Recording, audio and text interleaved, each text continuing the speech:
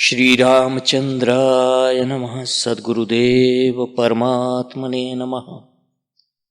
आप भक्ति योग पर दिए हुए प्रवचन श्री पूज्य अखंडानंद सरस्वती जी महाराज द्वारा सुन रहे हैं।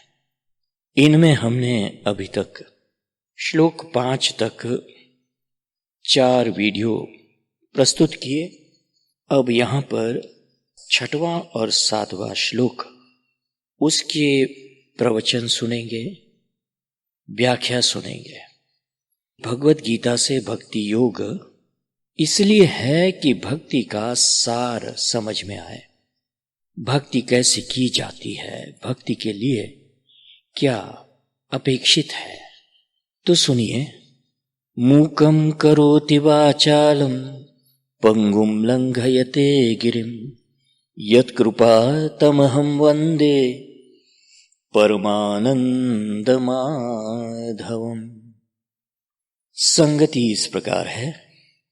निर्गुण उपासना तो इसलिए कठिन है कि उसमें विवेक वैराग्य की अनिवार्य आवश्यकता है और विवेक वैराग्य सुगमता से प्राप्त नहीं होते। देह अभिमानी के लिए अव्यक्त में स्थिति प्राप्त करना बहुत कष्टकर है, लेकिन सगुण उपासक भी तो प्रारंभ में देहाभिमानी ही होते हैं।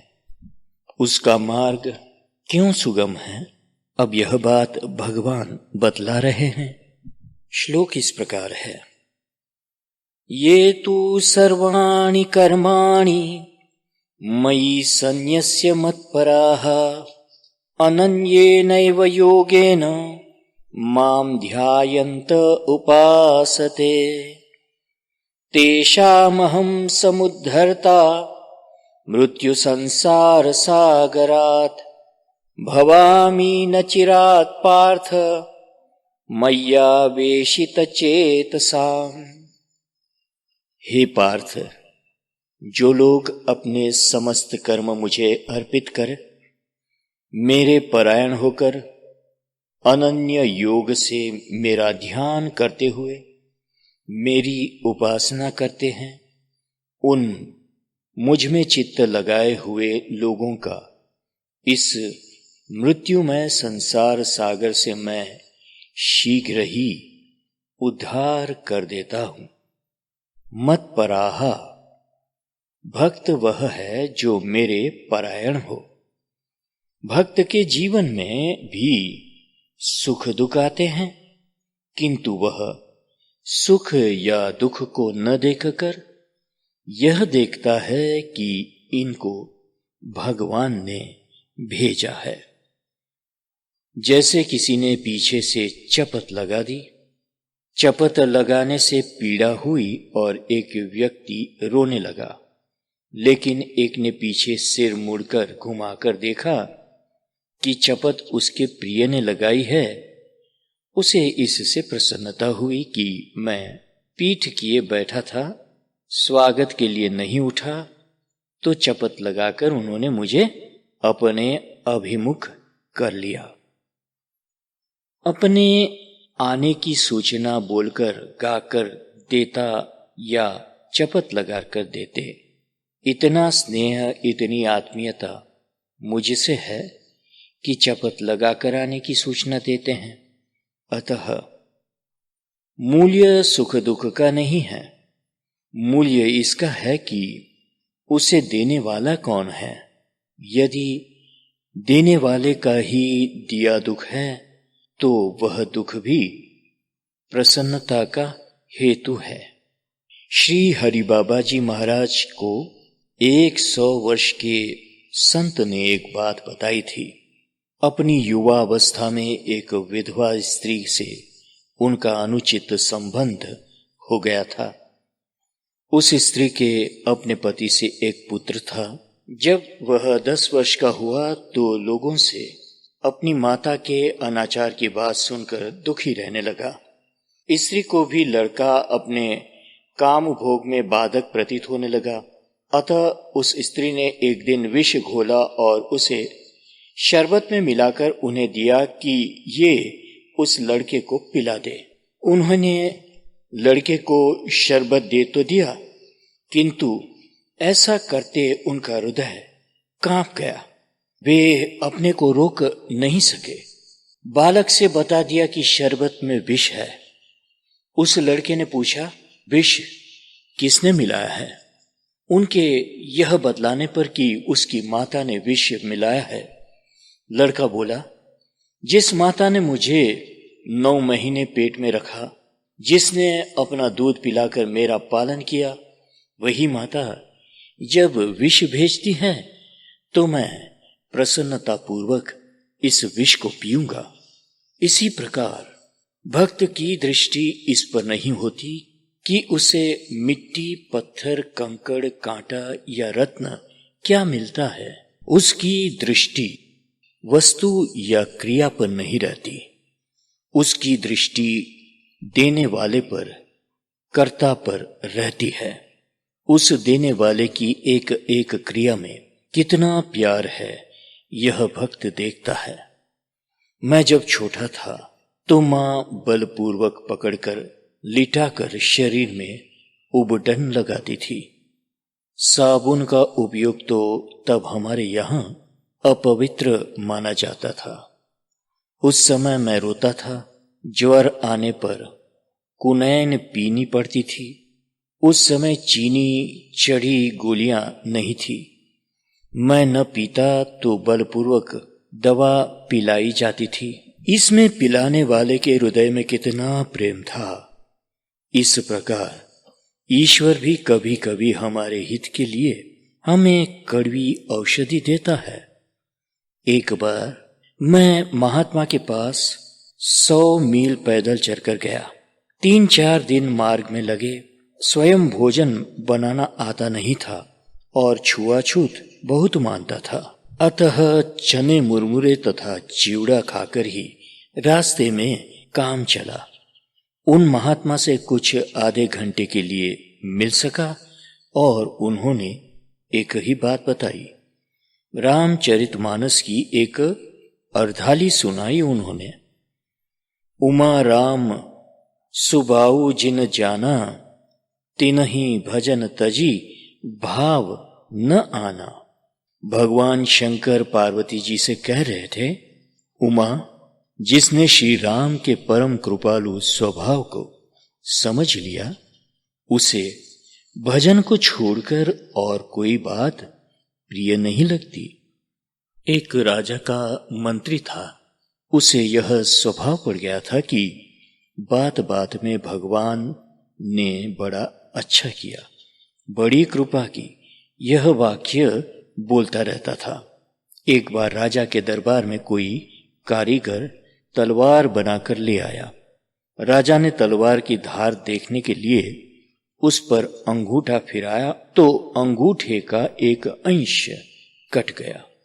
रक्त की धारा बहने लगी। इसी समय मंत्री दरबार में आया। उसके मुख से अभ्यासवश निकल गया। भगवान ने बड़ा अच्छा किया, बड़ी कृपा की। मंत्री की बात से राजा को बड़ा क्रोध आया। उन्होंने उसे कारागार में डाल दिया। थोड़े समय में राजा का अंगूठा अच्छा हो गया और वे वन में शाखेट करने चले गए। शिकार संयोगावश आखेट करने में अपने साथियों का साथ छूट गया। राजा अकेले वन में भटक गए। वहां उन्हें वनवासी किरातों ने पकड़ लिया और चामुंडा को बलि देने के लिए पकड़ ले गए। लेकिन बलि स्थान पर किरात के पुजारी ने राजा का अंगूठा कटा देखा तो बोला, यह तो अंगभंग पशु है, इसका बलिदान नहीं हो सकता। किरात ने राजा को छोड़ दिया। अब उसे स्मरण आया कि अंगूठा कटने पर मंत्री ने ठीक ही कहा था कि भगवान ने बड़ा अच्छा किया, बड़ी कृपा की। नगर लौटकर मंत्री को कारागार से मुक्त करके राजा ने पूछा, अंगूठा कटने पर मेरे लिए तो भगवान की कृपा थी, किंतु आपको कारागार में डाला गया तब भी आपने कहा था कि भगवान ने बड़ा अच्छा किया, बड़ी कृपा की। आप पर कृपा कैसे हुई? मंत्री बोला, राजन, आपको तो किरात ने अंगूठा कटा होने से छोड़ दिया। यदि मैं कारागार में न होता तो आपके साथ रहता और मुझे वे नहीं छोड़ते। इसलिए मुझे बंदी गृह में भेजकर भगवान ने मुझ पर भी कृपा कर दी। प्रहलाद को सर्पों से डसवाया गया, हाथी से कुचलवाया गया, किंतु वे सर्पों में, पर्वत में, समुद्र में, हाथी में, सर्वत्र भगवान को ही देखते थे। यह भगवत परायणता है। ईश्वर ही हमारा रक्षक है, ईश्वर ही हमारा घर है, ऐसा दृढ़ विश्वास होना चाहिए। गीता में अस्मद शब्द का श्री कृष्ण ने बार बार प्रयोग किया है। मयि, माम, मया आदि के रूप में यह अस्मद शब्द का प्रयोग किसके लिए है? उसके लिए जिसके मुख से गीता निकल रही है, उसी पार्थ सारथी के परायण होने की बात यहां है। ये तू सर्वाणि कर्माणि, इसमें तू पहले 2 श्लोकों में बताए गए अव्यक्त सक्त चेतसाम लोगों से भिन्न लोगों को सूचित करने के लिए आया है। जब किसी वस्तु का ज्ञान प्राप्त करना है तो उसका बारीकी से निरीक्षण करना होगा। हाथ पैर शांत करके एकाग्रता पूर्वक देखेंगे, तभी सूक्ष्म निरीक्षण होगा। कान में कथा पड़ती जाती है और हाथ से बत्ती बनती जाती है। इसमें कथा कान में बस पड़ती जाती है, उसके कारण पुण्य तो होता है, लेकिन कथा का तात्पर्य हृदय में नहीं बैठता। अतः ज्ञान प्राप्ति के लिए कर्म विक्षेप का त्याग अनिवार्य है, लेकिन भक्ति में कर्म का त्याग करना आवश्यक नहीं है। भक्ति की विशेषता प्रेम पूर्वक भगवान की सेवा करने में है। चलने की इच्छा हो तो परिक्रमा कर सकते हैं, हाथ जोड़ सकते हैं, मुख से स्तुति कीर्तन कर सकते हैं। भक्ति में कर्म त्यागना नहीं पड़ता। सर्वाणि कर्माणि मयि सन्न्यस्य, जो भी कर्म करो, खाना पीना, चलना बैठना, बोलना सुनना, सूंघना छूना आदि सब को भगवान के लिए ही करो। ज्ञान में तो इतनी तन्मयता अपेक्षित है कि सब कर्म छूट जाए, किंतु भक्ति में इतनी तन्मयता अपेक्षित नहीं है। आप घर में घंटे आधे घंटे पूजा करते हैं और दुकान पर जाकर 6-7 घंटे व्यापार करते हैं। आधा घंटे की पूजा भगवान के लिए और 6 घंटे का व्यापार धन कमाकर अपनी तथा अपने परिवार की सेवा के लिए। इसका नाम भक्ति नहीं है, लेकिन केवल पूजा ही भक्ति नहीं है। स्नान करते समय यदि तुम स्नान में सावधानी न रखकर कीर्तन ध्यान करने लगे तो यह भी भक्ति नहीं होगी। स्नान करो इसलिए कि शरीर स्वच्छ करके पूजा करोगे। अतः स्नान के समय शरीर को भली प्रकार स्वच्छ करो। यह स्नान भक्त पूजा के लिए होने से भक्ति है। इसी प्रकार रात्रि में जागकर जप करते रहना और दिन भर ऊँघना भक्ति नहीं है, यह ना समझी है। रात्रि में भली प्रकार निद्रा लेना और इसलिए लेना कि उठने पर शरीर स्वस्थ तथा स्फूर्ति युक्त रहेगा तो भगवान की ठीक सेवा करेंगे। यह निद्रा में भी भक्ति है। इसी प्रकार जीवन के सब कर्म, शौच आदि भी भक्त सेवा निमित्त ही करने हैं। भगवान के लिए पहनना है, घर में भोजन भगवान को अर्पित करने के लिए बनाना है। जल पीने को उठाओ तो भगवान को अर्पित करके पियो। इस प्रकार यह देखो कि तुम 24 घंटे में कितना समय भगवान के लिए देते हो। भगवान थोड़े से संतुष्ट नहीं होते। उन्हें 6 घंटे दो तो 12 मांगते हैं। पूरा जागरण समय दो तो स्वप्न सुषुप्ति का समय भी मांगते हैं। उन्हें तो पूरे 24 घंटे चाहिए। स्थूल शरीर के सब कर्म दे दो तो मन बुद्धि के कर्म, संकल्प तथा चिंतन भी मांगते हैं। वे तो उंगली पकड़कर पहुंचा पकड़वा लेते हैं। यदि तुम्हें अपने लिए भी कुछ बचा रखना हो तो इस मार्ग में मत आना। यह आत्म बलि देने का मार्ग है। अब देखो, कुछ असामाजिक कर्मों की बात कहता हूं। एक सज्जन एक महात्मा के पास गए। महात्मा से उन्होंने कहा, मुझे तो जुआ खेलने का व्यसन है, मैं इसे छोड़ नहीं पाता हूं। महात्मा बोले, यह तो बड़ा उत्तम कर्म तुम्हें आता है, इसे छोड़ने की क्या आवश्यकता है। बस से इतना नियम बना लो कि किसी सांसारिक मनुष्य के साथ जुआ नहीं खेलना है। भगवान की मूर्ति के सन्मुख चौपाड़ बिछाकर बैठ जाओ।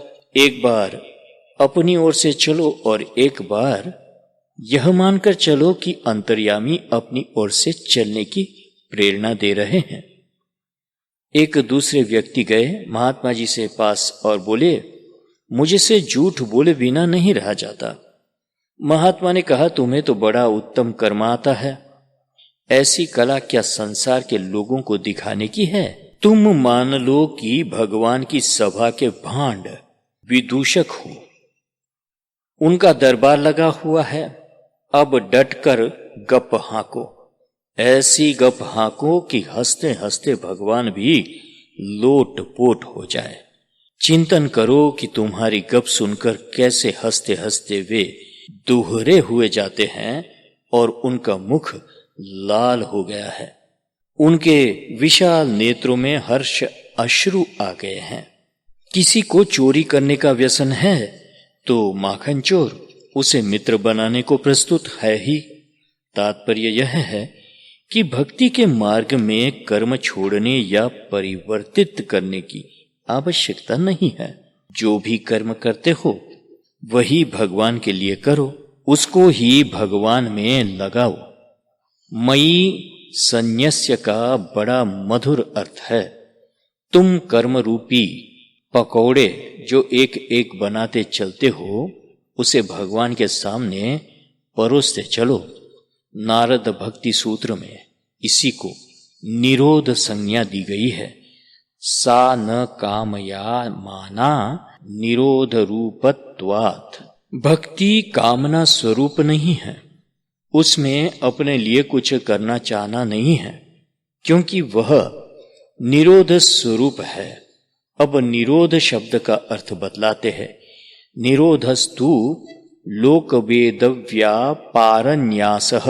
लौकिक तथा वैदिक समस्त कर्मों को भगवान को अर्पित कर देने का नाम निरोध है। एक व्यक्ति गेहूं या चावल स्वच्छ कर रहा है। अब प्रश्न है कि वह यह कर्म क्यों कर रहा है? कर्म के लिए तो कर्म होता नहीं। गेहूं साफ करने के लिए गेहूं साफ नहीं किया जाएगा। कर्म का कोई प्रयोजन होना चाहिए। प्रयोजन रहित कर्म निष्फल होता है। प्रयोजन मनुद्दिश्य न मंदो अपि प्रवर्तते।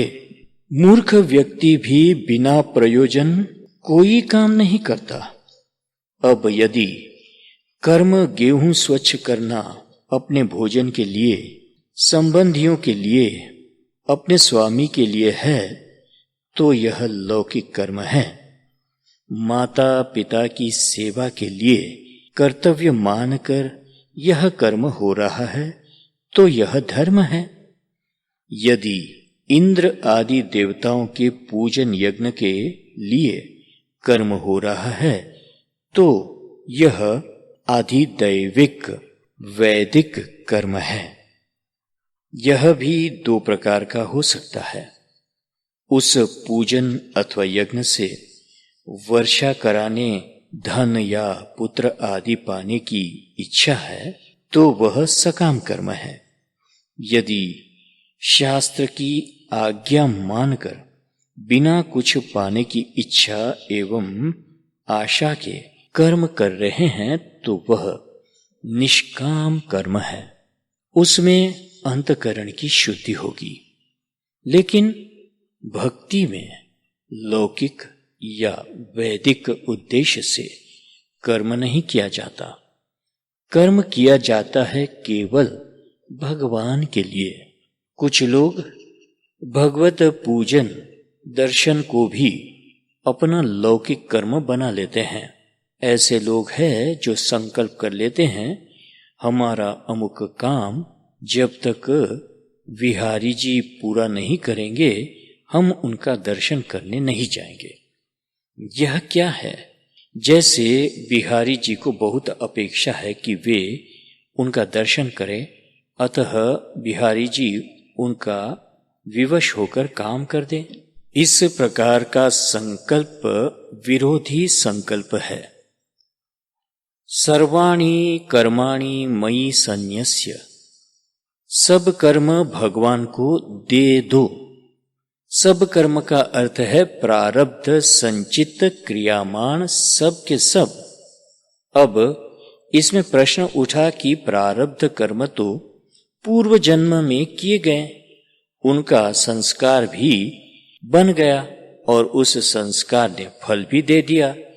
प्रारब्ध के अनुसार ही तो जन्म मिला, आयु निश्चित हुई और इस जीवन के भोग सुख आदि आते हैं। अब इतना सब हो जाने पर प्रारब्ध को कैसे भगवान को अर्पित किया जा सकता है? पहली बात यह कि भक्त प्रारब्ध मानता ही कहाँ है। वह तो कहता है कि सब प्रभु देते हैं, उनका ही सब दिया है। दूसरे प्रारब्ध एक हो या सहस्र, उसका फल तो भगवान ही देते हैं। शरीर प्रकृति से या माता पिता के रज वीर्य से उत्पन्न हुआ, यह भौतिकवादी मानते हैं। शरीर कर्म संस्कार से बना, यह आधिदैविकता को मानने वाले कहते हैं।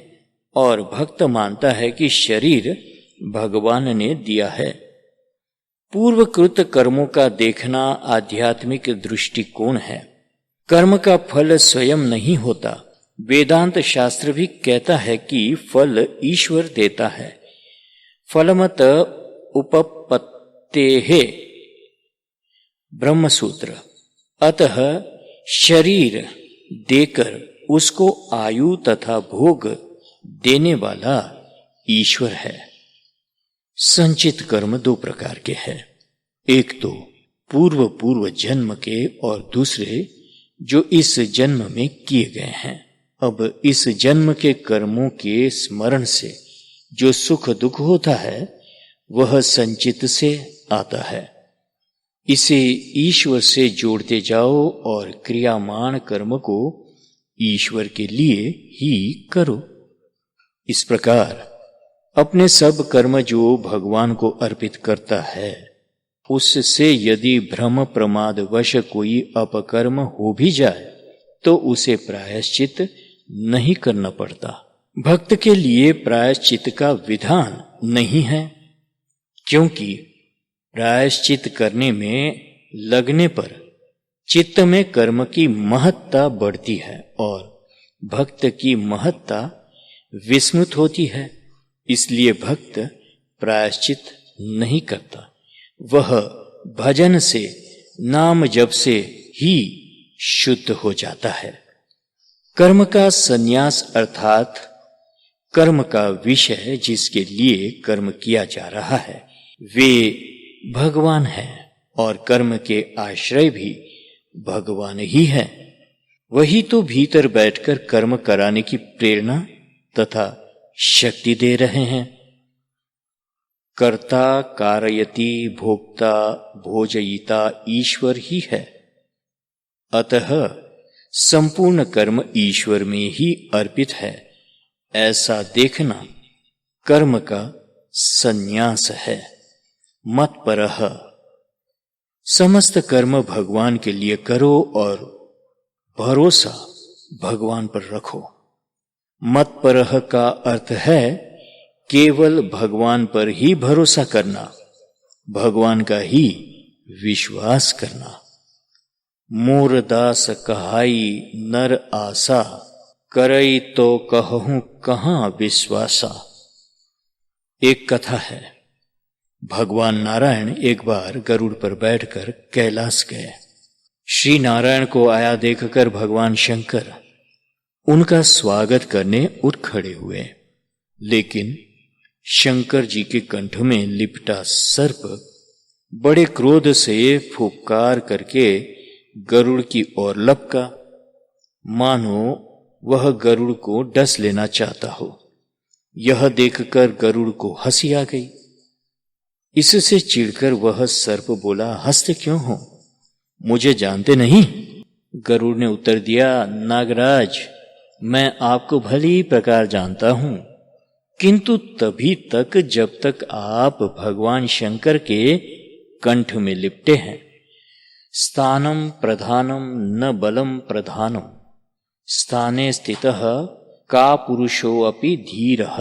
जनामि नागेंद्र तव प्रभावम, कंठम बिना गर्जसी शंकरस्य। नागराज, प्रधानता स्थान की होती है, बल की नहीं। ठीक सुरक्षित स्थान पर रहकर कायर व्यक्ति भी धैर्यवान बन जाता है। इस समय आप भगवान शिव के गले में लिपटे होने से मुझे फुफकार रहे हैं। उनसे पृथक होकर जब फुफकारोगे तब मैं आपको देख लूंगा।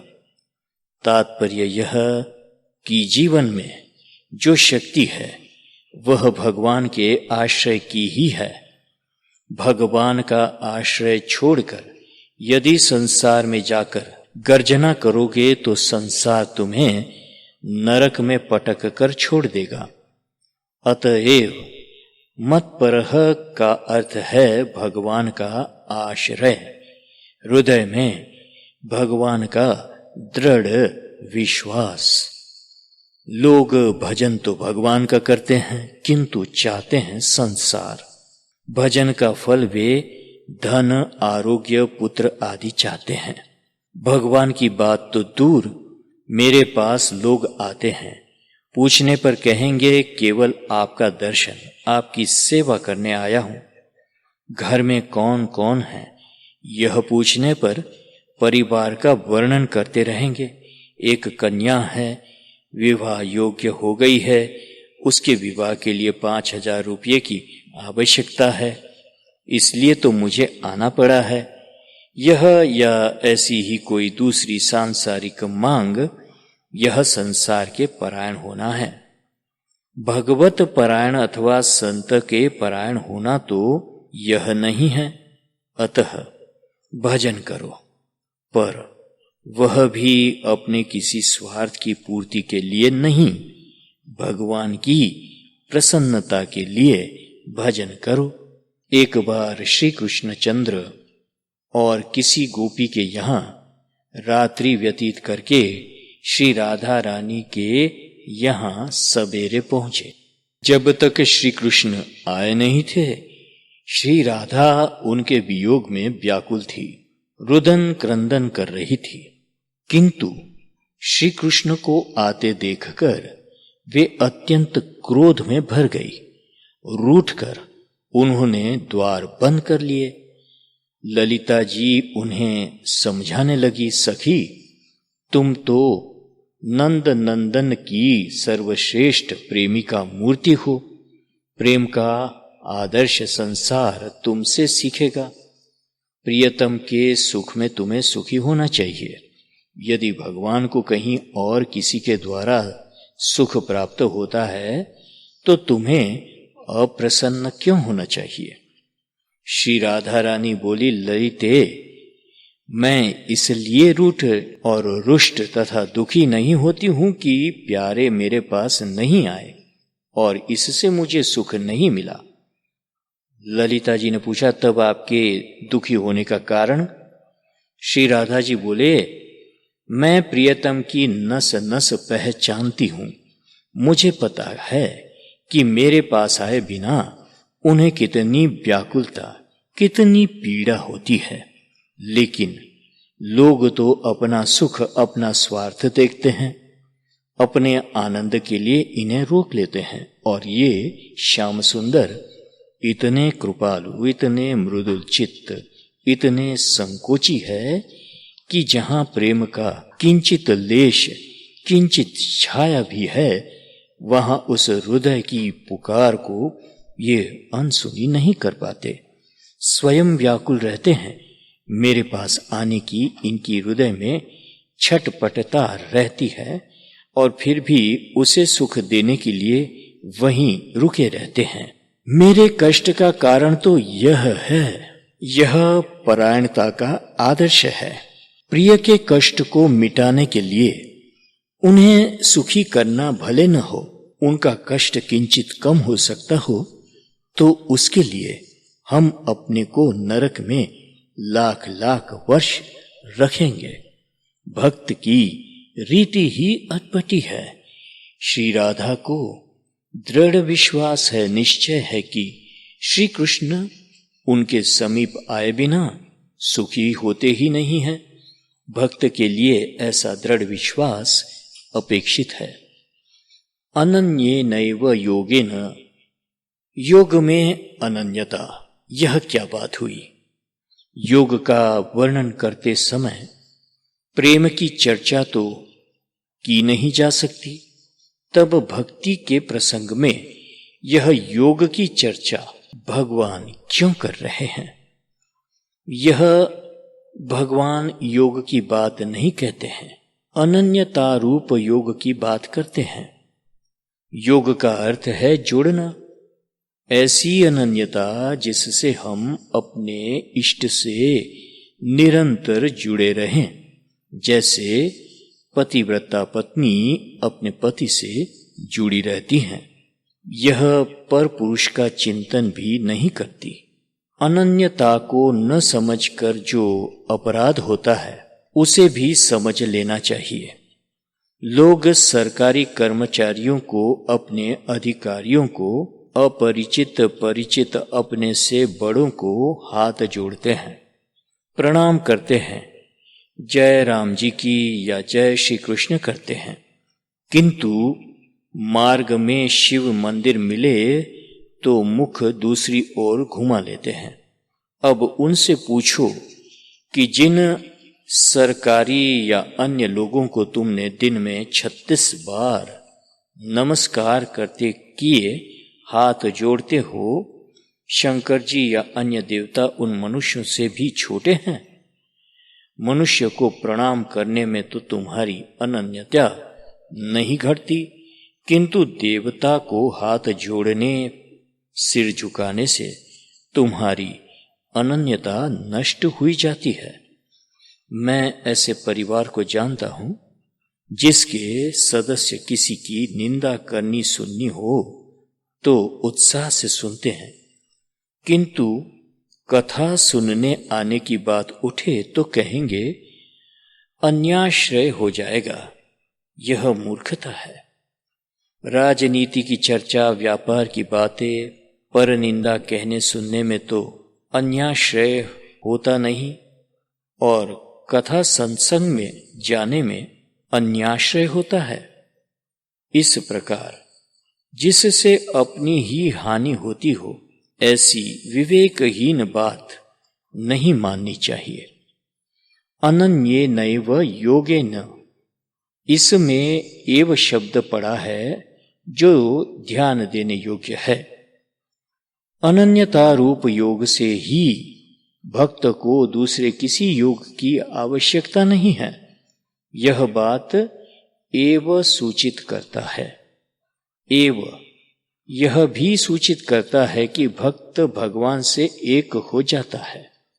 भक्त की दृष्टि में या तो सब परमात्मा के स्वरूप है अथवा सब भक्त है। तीसरी दृष्टि भक्त की नहीं हो सकती। भक्त की दृष्टि में अभक्त कोई है ही नहीं। भक्त का तादाम्य या तो भक्ति से रहता है अथवा भगवान से। ज्ञान योग में नाना रूप का निषेध करके व्यापक निर्गुण तत्व से तादात्म्य भावपन्न होना है, किंतु भक्ति में नाम रूप का निषेध किए बिना ही भगवान के नाम रूप लीला से अपने चित्त का तादात्म्य किया जाता है।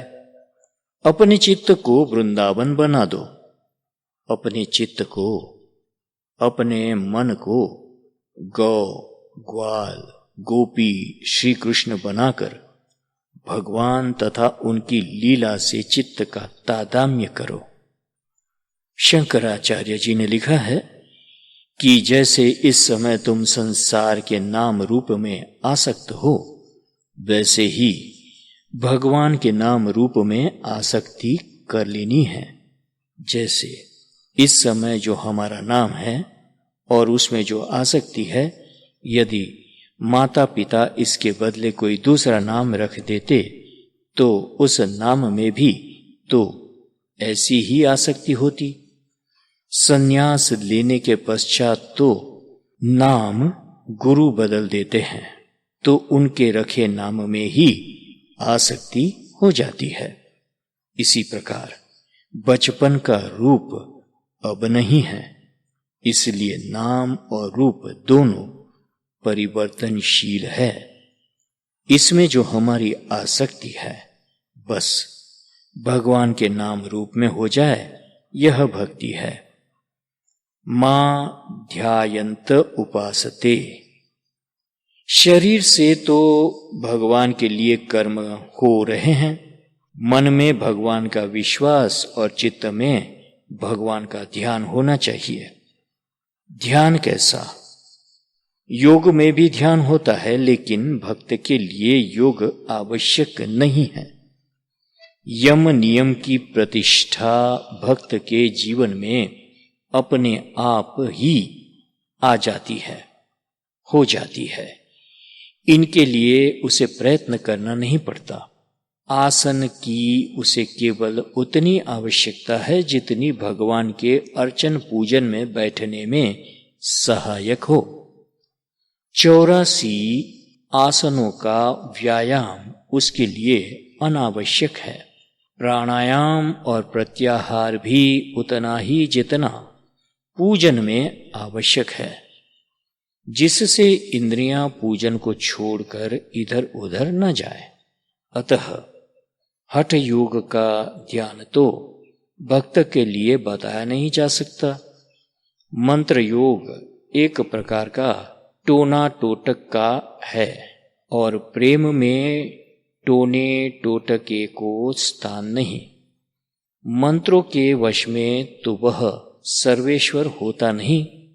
सच्चा प्रेमी प्रेमास्पद को सुख पहुंचाना चाहता है, उसे अपने पराधीन नहीं बनाना चाहता।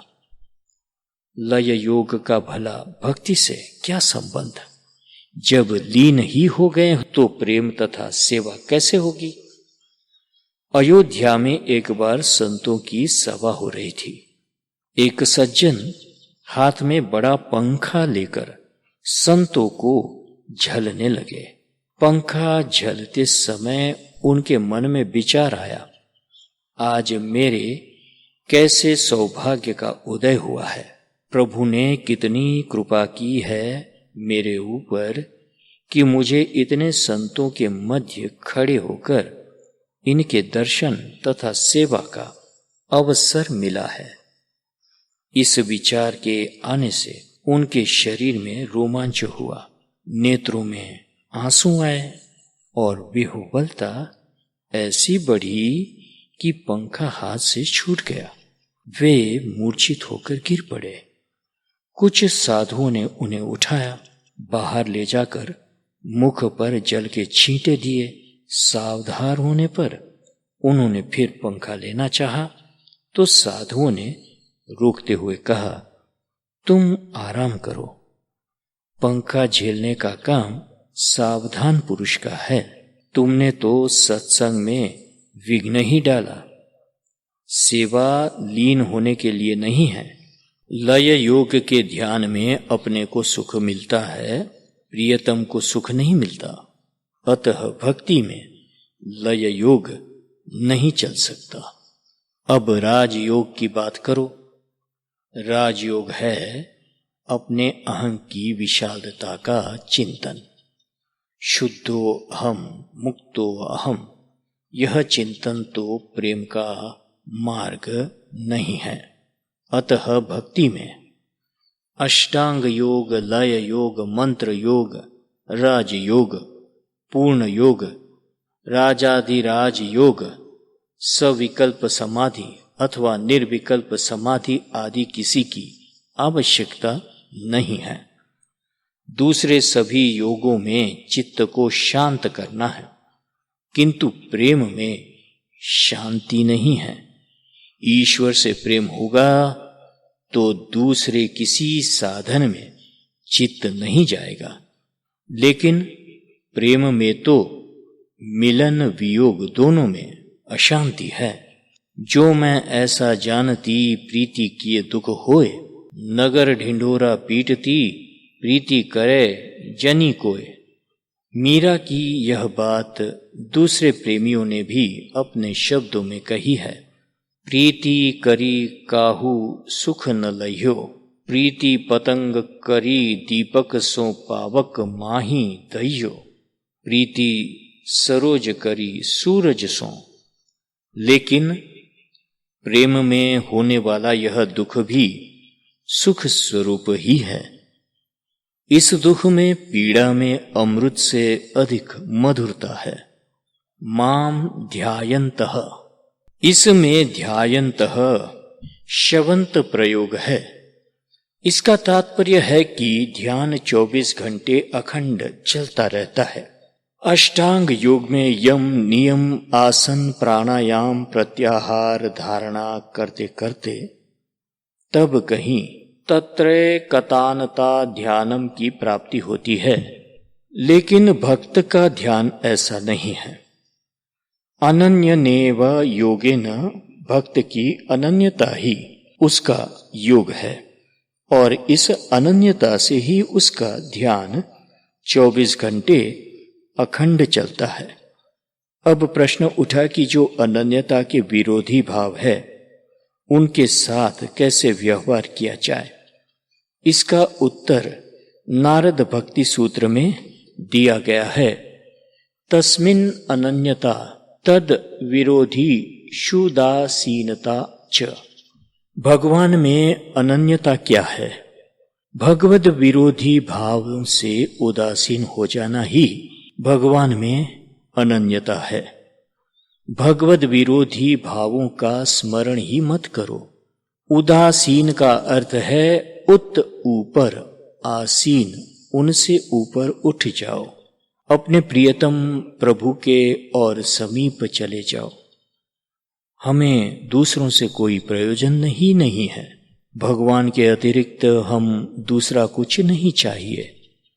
यह अस्पर्श योग है।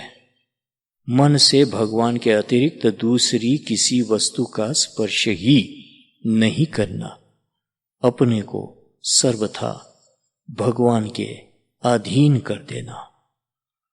मनि बिनु फिनि जिमी, जल बिनु मीना, मम जीवन तिमि तुम ही अधीना। ऐसे भक्त के जीवन में ये 3 बातें अवश्य आ जाती है। पहला, ईश्वर का जीवन ही उसका जीवन हो जाता है। ईश्वर की इच्छा से भिन्न जन्म मरण उसके लिए रहता ही नहीं। ईश्वर में जो सत है वही उसका जीवन बन गया है। दूसरा, ईश्वर की बुद्धि ही उसकी बुद्धि हो जाती है। उसके सब विचार भगवान के दिए हैं और भगवान के लिए है। भगवत प्रेरणा ही उसकी बुद्धि में व्यक्त होती है। ईश्वर का चित्त ही उसमें बुद्धि बनकर प्रकट होता है।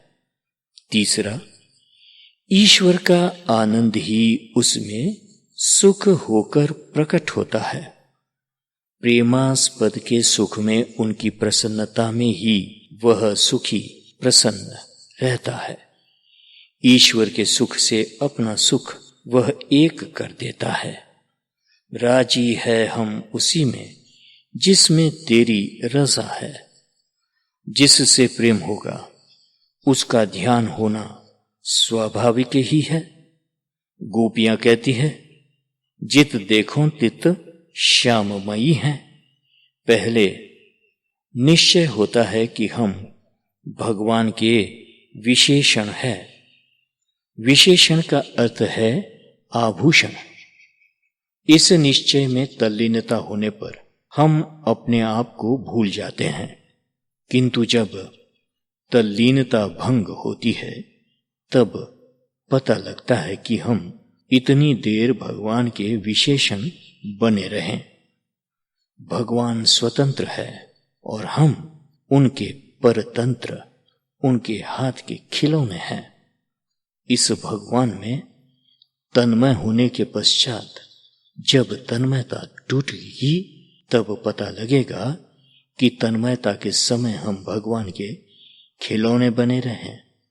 लेकिन ध्यान करना चाहिए चेष्टा सहित शरीर का।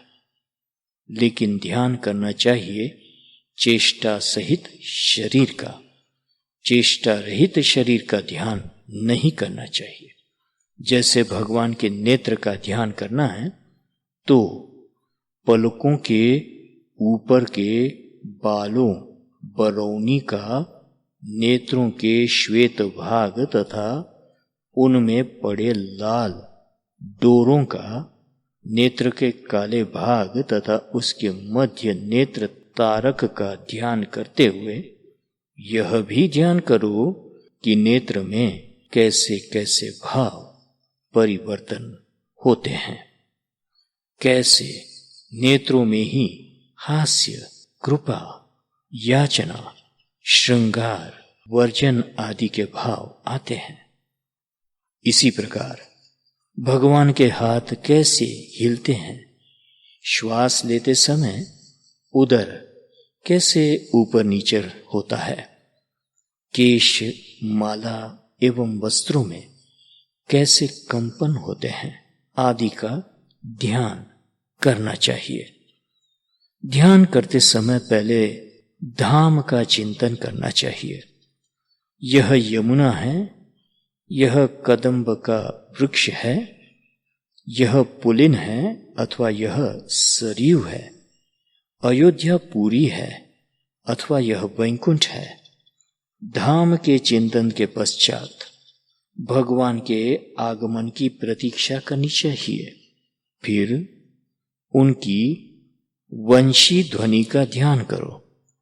उनके शरीर तथा वनमाला से आती सुगंध का ध्यान करो। उनके चरणों में बजते नूपुरों के रुन झुन शब्द का ध्यान करो। तब आते हुए भगवान का ध्यान करो।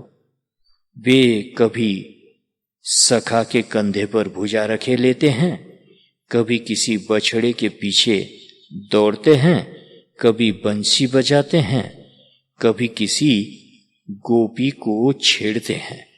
इस प्रकार उनकी चेष्टा का, लीला का ध्यान करो। भक्ति मार्ग में ध्यान कहते हैं दर्शन समानाकार वृत्ति को। जैसे मैं आप लोगों को देख रहा हूं और आप लोग मुझे देख रहे हैं, यह देखना सच्चा लगता है। ऐसा नहीं लगता कि हम स्वप्न देखते हैं या मनोराज्य कर रहे हैं।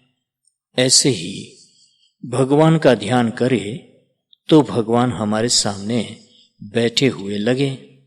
वे हंसते, बोलते, खाते, खेलते दिखाई पड़े।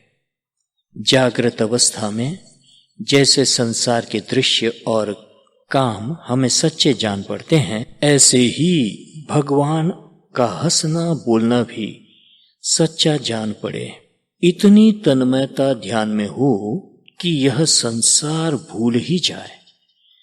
स्वप्न तो जागने पर स्मरण भी आता है, किंतु संसार की कोई बात स्मरण भी न आए।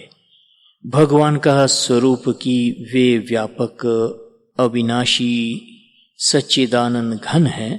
भगवान के गुण दयालुता, उदारता, कृपा, वात्सल्य आदि, भगवान का परम मनोहर सौंदर्य, श्याम रूप, चेष्टा, शरीर का हिलना आदि, उनकी लीला, उनका नाम, वृंदावन, वैकुंठ आदि धाम, ये सब ध्यान में आए और संसार के दृश्यों के समान ही प्रत्यक्ष एवं सत्य लगे।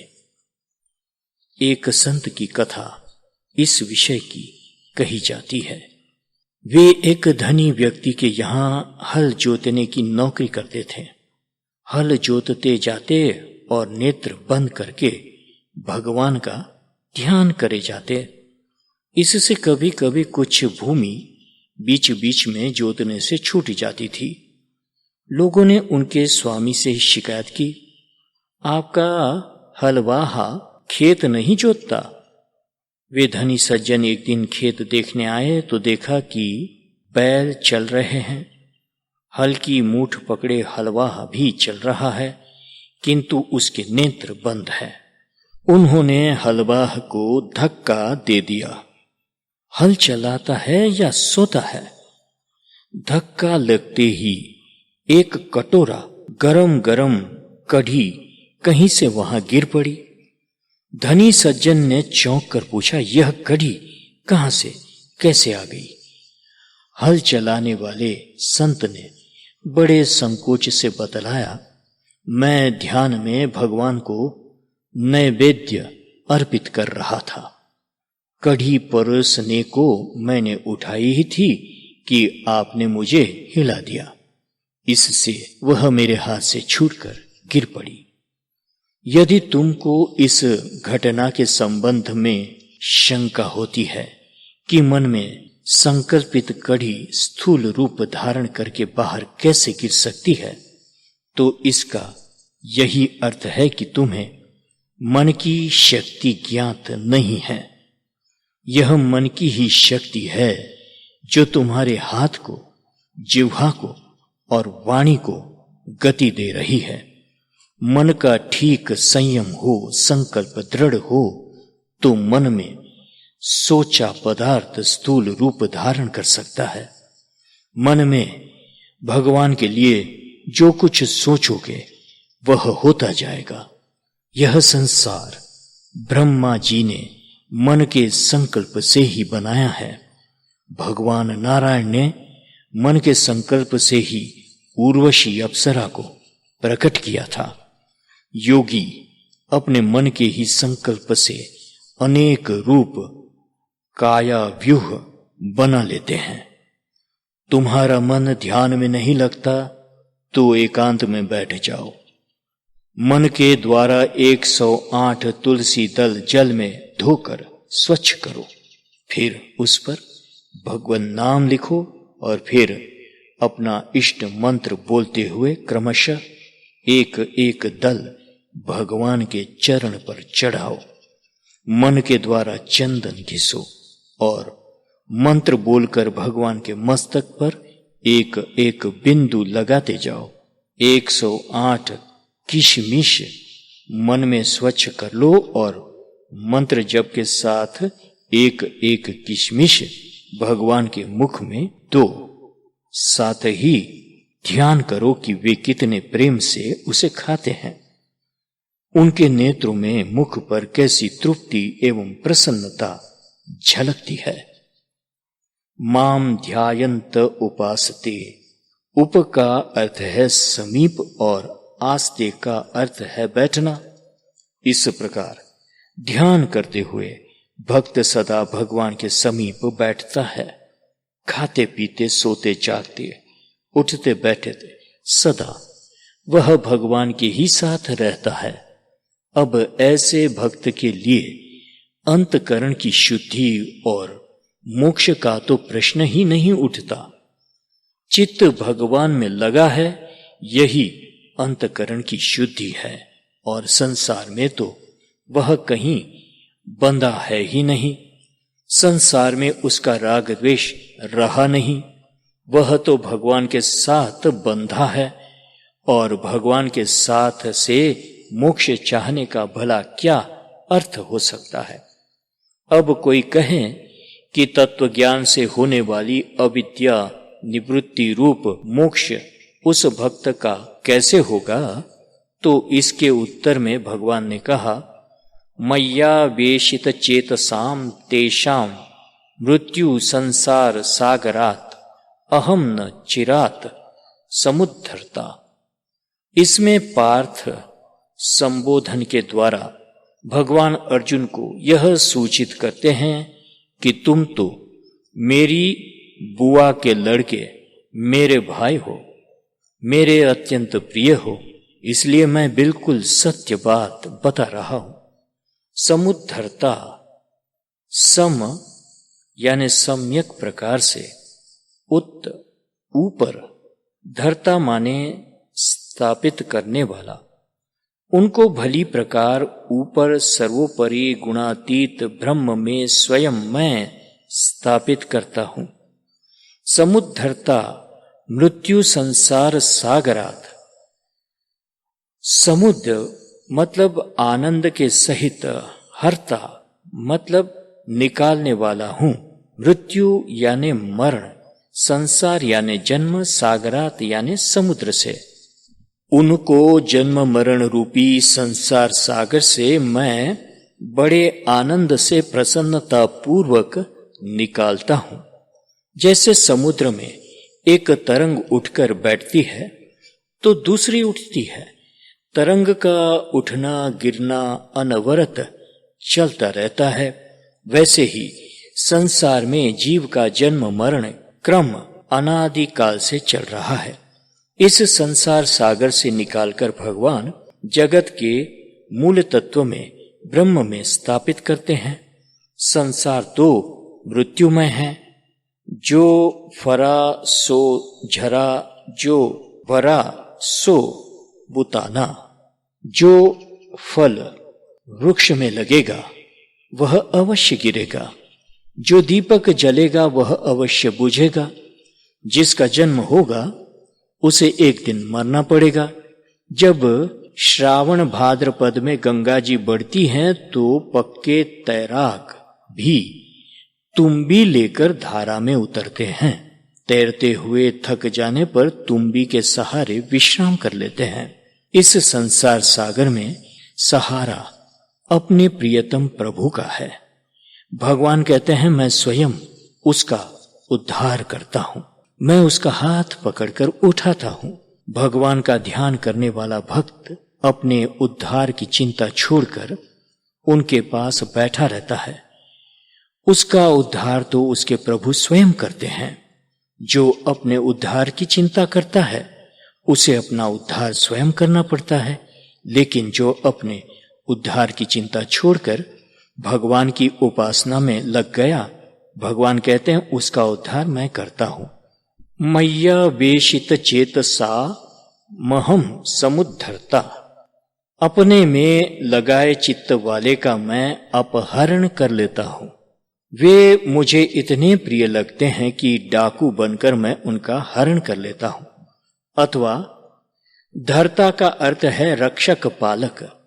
जो अपना चित्त मुझ में लगाए हैं उनकी रक्षा तथा पालन मैं करता हूं। रक्षा कहां से? मृत्यु संसार सागरात। आप रसोइया रखते हैं तो उसके भोजन की व्यवस्था भी तो करते हैं। पत्नी पति की सेवा करती है तो पति पत्नी का पालन तथा रक्षण भी करता है। ऐसे ही भगवान भक्त की रक्षा तथा पालन करते हैं।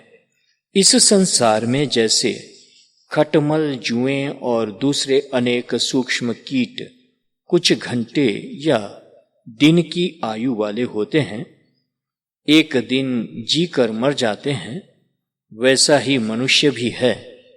मनुष्य की आयु ब्रह्मा के एक दिन के 100,000 भाग जितनी भी नहीं है। अतः इस मनुष्य का गर्व मिथ्या है। जो लोग कहीं मोह आसक्ति कर लेते हैं, वे तो जीवन में पता नहीं कितनी बार मरते जीते हैं।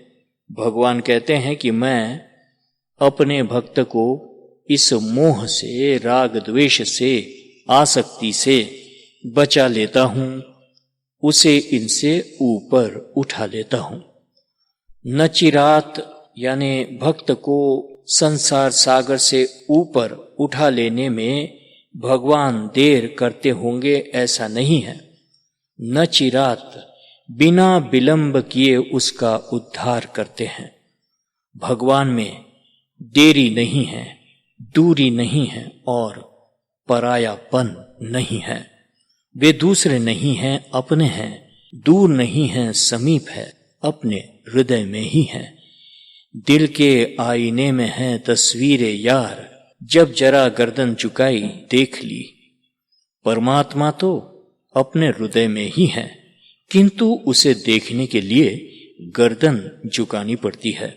गर्दन झुकाने का अर्थ है अभिमान का त्याग करना। एक बार द्वारिका में भगवान ने एक साथ अपने 3 पार्षदों का अभिमान दूर किया। सत्यभामा को अभिमान था कि उनसे सुंदर कोई स्त्री ही नहीं है। गरुड़ को अभिमान था कि उनके वेग की कोई समानता नहीं कर सकता। चक्र को अभिमान था कि वही द्वारकापुरी की रक्षा करता है। श्री हरि तो गर्वहारी है। उन्होंने इन तीनों के गर्व को दूर करने का निश्चय किया। गरुड़ को उन्होंने आज्ञा दी, हनुमान जी को बुला लाओ। गरुड़ मंदराचल पर पहुंचे और उन्होंने हनुमान जी से कहा, आपको भगवान ने द्वारका बुलाया है, झटपट मेरी पीठ पर बैठ जाइए। हनुमान जी बोले, आप चलिए, मैं आ रहा हूं, आपसे मैं पहले ही पहुंच जाऊंगा। गरुड़ बोला, आप समझते तो है नहीं, द्वारका यहां से बहुत दूर है। कूदते फांदते भी आप चलेंगे तो मार्ग में कई दिन लग जाएंगे। मेरी गति वायु से भी तीव्र है, मैं आपको अभी पहुंचा दूंगा। हनुमान जी बोले, आप हट मत करें, मैं कुछ क्षण पीछे चलूंगा, मुझे वाहन की आवश्यकता नहीं पड़ा करती। गरुड़ बोला, भगवान ने मुझे आज्ञा दी है कि आपको बुला कर लाऊं। आप चुपचाप पीठ पर नहीं बैठोगे तो मैं आपको बलपूर्वक पकड़कर ले जाऊंगा। गरुड़ की बात से हनुमान जी समझ गए कि इन्हें गर्व है और मेरे प्रभु मेरे द्वारा ही इनका गर्व दूर करना चाहते हैं। अतः उन्होंने पंख पकड़कर गरुड़ को जो फेंका तो वे समुद्र में जाकर गिरे। हनुमान जी ने छलांग लगाई और द्वारका पहुंच गए। उधर श्री कृष्णचंद्र जी ने चक्र से कहा था कि नगर में वह किसी को आने न दे, और सत्यभामा जी से कहा, आज हनुमान को बुलाया है, उनके सन्मुख तो मुझे श्री राम रूप में रहना है, किंतु अकल्पनीय सौंदर्य मूर्ति श्री जानकी जी के स्थान की पूर्ति कैसे होगी। सत्यभामा ने कहा, मैं सीता बनकर आपके साथ बैठूंगी। हनुमान जी द्वारिका पहुंचे तो चक्र ने उन्हें नगर में जाने से रोका। हनुमान जी ने कहा, मुझे भगवान ने बुलाया है, गरुड़ पीछे आ रहे हैं, तुम उनसे पूछ लेना। लेकिन चक्र ने जब इतने पर भी मार्ग नहीं छोड़ा तो उसे पकड़कर पवनपुत्र ने अपने मुख में रख लिया। वहां से भगवान के निज सदन में गए। सिंहासीन श्री कृष्ण सत्यभामा को देखकर हनुमान जी ने श्री कृष्ण चंद्र के चरणों में मस्तक रखकर प्रणाम किया, किंतु सत्यभामा जी को और उनकी ओर ध्यान ही नहीं दिया। श्री कृष्ण चंद्र ने पूछा, हनुमान आज तुम चुप क्यों हो? हनुमान जी ने मुख में चक्र को बाहर निकाला और बोले, यह मार्ग में मुझे रोक रहा था, अतः इसे मुख में रखना पड़ा। किंतु प्रभु, आज आपने महारानी श्री विदेह नंदिनी के स्थान पर यह किस दासी को बैठा लिया है? सत्यभामा जी तो यह सुनते ही सिंहासन से उठ गई। श्याम सुंदर हंसे और बोले, यह तो हमारे घर की अपनी बात है, लेकिन तुम्हें कोई बुलाने भी तो आया था। हनुमान जी ने कहा, गरुड़ बहुत मंदगामी है, धीरे चलता है, इसलिए वे पीछे आ रहे होंगे। इसी समय जल में भीगे गरुड़ भी आ गए। श्री हनुमान जी के शब्द उन्होंने सुन लिए थे। लज्जा से उनका मस्तक झुक गया था। प्रेम के मार्ग में अभिमान नहीं चलता है। तस्यापि अभिमान द्वेषित्वाद दैन्य प्रियत्वाच्च। नारद भक्ति सूत्र। भगवान को भी अभिमान अप्रिय लगता है और दीनता से वे प्रेम करते हैं। इसलिए अभिमान त्याग कर मन को भगवान में आविष्ट कर दो। अपने मन को ही भगवान से भगवान बना दो। मन से उनके रूप लीला धाम की निरंतर कल्पना करते रहो। यह मत सोचो कि यह कल्पना है, मिथ्या है। जब भगवान देखेंगे कि यह हमारी कल्पना में, हमारे संबंध में मनोराज्य करने में इतना तन्मय है, तो तुम्हारे चित्त में वे अपने धाम, रूप, लीला आदि को प्रकट कर देंगे। भक्ति तो भगवान की कृपा से ही प्राप्त होती है। पहले अपने चित्त को भगवान के द्वारा भगवद आकार, भगवद धाम आकार बनाओ। जब तुम्हारे चित्त का सांचा भगवान के धाम तथा रूप का हो जाएगा, तब उसमें भगवान कृपा पूर्वक स्वयं आ जाएंगे। यदि तुम पहले कल्पना में नहीं लगोगे तो वास्तविक को कभी पाओगे ही नहीं। एक सज्जन एक महात्मा का दर्शन करने गए। महात्मा जी के स्थान पर पहुंचे तो वहां के सेवकों ने बतलाया, अभी भजन में बैठे हैं, अभी कई घंटे उनका दर्शन नहीं हो सकेगा। उन सज्जन ने श्रद्धा पूर्वक महात्मा जी की कुटिया की 7 परिक्रमा की। कुटिया के द्वार के सन्मुख दंडवत प्रणाम करके वहां की धूली सिर से लगाई और लौट गए। महात्मा जी जब भजन से उठे तो उनके सेवकों ने समाचार दिया, एक सज्जन आपका दर्शन करने आए थे। महात्मा जी ने पूछा, वे कौन थे? सेवक ने कहा, कौन थे यह तो पता नहीं, किंतु वे बहुत श्रद्धावान। उन्होंने आपकी कुटिया की 7 परिक्रमा की, द्वार के सामने दंडवत करके वहां की धूली सिर पर चढ़ाई। वे यहां धर्मशाला में ठहरे हैं। महात्मा जी बोले, ऐसे श्रद्धालु है वे, तो चलो हम स्वयं उनसे मिलने चलते हैं। मैंने एक घर में देखा कि एक कटोरा बड़े सम्मान से रखा है। पूछने पर पता लगा कि कभी उस गृहस्थ के गुरुदेव उसके घर पधारे थे और उस कटोरे में उन्होंने जल पिया था। अब वह कटोरा उस घर में गुरुदेव की स्मृति तो कराता ही है, कटोरे के प्रति जो सम्मान की भावना है उससे अंतकरण की शुद्धि होती है।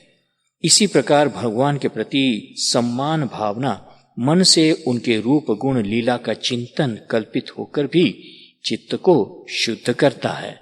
इससे अंतकरण निर्मल हो जाता है और अंतकरण के निर्मल होने पर कृपा सिंधु भगवान स्वयं कृपा करके भक्त के हृदय में अपने को प्रकट कर देते हैं। उसमें भगवत धाम का आविर्भाव हो जाता है। जय सिया राम, जय सद्गुरुदेव। हरि ओम तत्सत, हरि ओम तत्सत, हरि ओम तत्सत। ओम शांति ही शांति ही शांति ही। अभी हम लोगों ने श्लोक 6वां और 7वां इसका व्याख्यान सुना। इसके बाद हम श्लोक 8वां लेंगे। तब तक के लिए आप इंतजार कीजिए। जय सिया राम।